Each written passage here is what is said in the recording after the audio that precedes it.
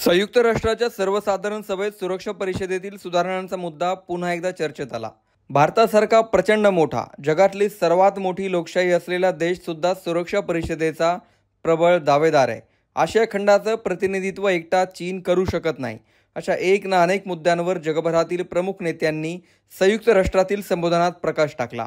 भारताला permanent seat मिळायलाच हवं, यासाठी चीन वगळता स्थायी सदस्यांपैकी बहुतांश सदस्यांचं एकमत झाल्याचं जमा आहे। तर चीनचं म्हणणं आहे की भारतच का, आशियातून इतर देशही तुम्ही का घेत नाही। 23 सप्टेंबरला पंतप्रधान नरेंद्र मोदी यांनी UN भाषण केलं। त्यांच्या भाषणातील एक मुद्दा हाही होता की स्थापनेपासून UNSC मध्ये कोणत्याही सुधारणा करण्यात आलेल्या नाहीत, हीच ती योग्य वेळ आहे। एवढंच नाही तर संयुक्त राष्ट्राचे जे अध्यक्ष आहेत अँटोनियो गुटेरेस यांनी सुद्धा UNSC ची विश्वासार्हता जर टिकवायची असेल तर काळानुसार यात बदल करायला हवेत असं मत व्यक्त केलं। जग पूर्णपणे आता बदलून गेले आणि जगातल्या 200 पेक्षा जास्त देशांचे निर्णय UNSC मध्ये स्थायी सदस्य असलेले फक्त 5 देश घेऊ शकत नाहीत, असं अनेक देशांनी ठणकावून सांगितलं। मात्र भारताला परमनंट सीट देण्यासाठी कोणकोणत्या देशाने पाठिंबा दिला हे मी तुम्हाला सांगणारच आहे। याशिवाय आपण आजपर्यंत UNSCचं परमनंट सीट का मिळवू शकलेलो नाहीत हे सुद्धा तुम्हाला या व्हिडिओत समजेल। UNSC हा आज घडीला सर्वात जास्त चर्चेत असलेला विषय आहे, याची चारही बाजूंची माहिती तुम्हाला या व्हिडिओत मिळेल। पण त्याआधी एक आठवण, मटाचं इंटरनॅशनल व्हिडिओचं चॅनल तुम्ही अजून सबस्क्राईब केलं नसेल तर ते जरूर करा। युनायटेड नेशन्स सिक्युरिटी काउन्सिल, याला आपण मराठीत संयुक्त राष्ट्र सुरक्षा परिषद किंवा UNSC असं म्हणतो। UNSCवर आम्ही नुकताच केलेला हा व्हिडिओ तुम्ही चॅनलवर पाहू शकता, पण रिसेंटची घडामोड त्यापेक्षाही मोठी आहे। UNSC मध्ये अमेरिका, रशिया, चीन, ब्रिटन आणि फ्रान्स हे 5 स्थायी सदस्य आहेत। याशिवाय 10 बिगर स्थायी सदस्यांची दर 2 वर्षांनी निवड केली जाते। आंतरराष्ट्रीय सुरक्षा आणि शांततेसाठी 1945ला UNSC ची स्थापना झाली। जगभरातील सुरक्षेचे निर्णय फक्त 5 देशांकडून घेतले जातात।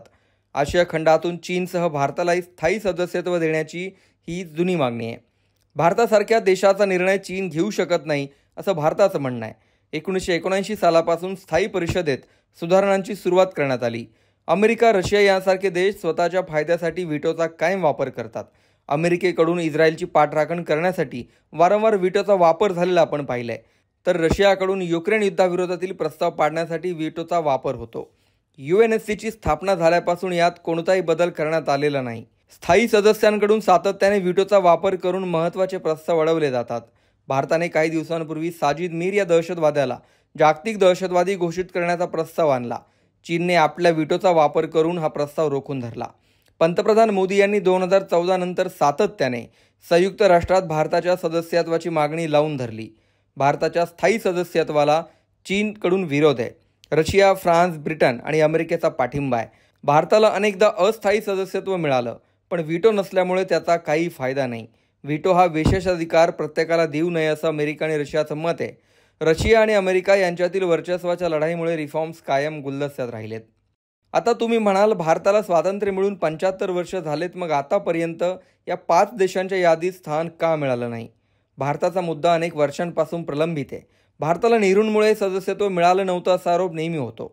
1950च्या दशकात चीनचा प्रभाव प्रचंड वाढू लागला होता आणि भविष्यात शीतयुद्धात जर चीनकडे स्थायी सदस्यत्व असेल तर त्याचा गैरफायदा घेतला जाऊ शकतो असं अमेरिकेला वाटायचं। त्यामुळे व्हीटो पॉवर आणि स्थायी सदस्यत्व देण्यासाठी अमेरिकेने चीनऐवजी भारताकडे विचारणा केली, पण या निर्णयामुळे चीन नाराज होऊ शकतो हे ओळखून नेहरूंनी अमेरिकेचा प्रस्ताव नाकारला। याबाबत कागदपत्रही समोर येत राहतात। Not at the cost of China हे आर्टिकल विल्सन सेंटरकडून या विषयावर प्रसिद्ध करण्यात आलं होतं। आम्हाला सदस्यत्व तर हवंय, पण चीनला नाराज करून ते नकोय असं त्यावेळी भारताचं म्हणणं होतं। आता पुन्हा एकदा संयुक्त राष्ट्रात ओपन फोरमवर याविषयी चर्चा करण्यात आली। त्यावेळी भारताला पाठिंबा देण्याची भूमिका ब्रिटन, अमेरिका, फ्रान्स यांनी घेतली। ब्रिटनचे पंतप्रधान कीर स्टारमर यांनी जाहीरपणे सांगितलं, होय, आम्ही भारताच्या स्थायी सदस्यत्वाला पाठिंबा देतो। यासोबतच आफ्रिकन देशांनाही यात सदस्यत्व मिळायला हवं। फ्रान्सचे राष्ट्रपती इमॅन्युएल मॅक्रॉन यांनीही आपल्या भाषणात भारताच्या सदस्यत्वाचा मुद्दा उचलला। भारताला UNSC मध्ये स्थायी सदस्यत्व मिळावं यासाठी फ्रान्सचा पूर्ण पाठिंबा आहे असं ते म्हणाले। अमेरिका आणि रशियाने तर याआधीच वारंवार पाठिंबा दिलाय। त्यामुळे UNSC मध्ये जे 5 देश आहेत त्यापैकी 4 देशांचा भारताच्या सदस्यत्वासाठी कायम पाठिंबा आहे। प्रश्न उरतो तो फक्त चीनचा। यामुळे या संपूर्ण प्रोसेससाठी बऱ्याच वर्षांचा कालावधी लागू शकतो। चीनचं मन वळवण्यासाठी सर्व उर्वरित देशांना प्रयत्न करावे लागतील, मात्र आफ्रिकन देशांना प्रतिनिधित्व द्यावं ही मागणी रास्त आहे। एवढ्या मोठ्या खंडाचा एकही प्रतिनिधी यात नाही. उत्तर अमेरिकेतूनही ब्राझीलला सदस्यत्व देण्याची मागणी होते, कारण या खंडातूनही कुणी प्रतिनिधी नाही. दर 2 वर्षांनी निवडून जाणारे सदस्य आहेत, त्यांच्या संख्येत वाढ करावी असंही अनेक देशांचं म्हणणं आहे. त्यामुळे येत्या काळात याविषयी ज्या घडामोडी घडतील त्या इंटरेस्टिंग असणार आहेत.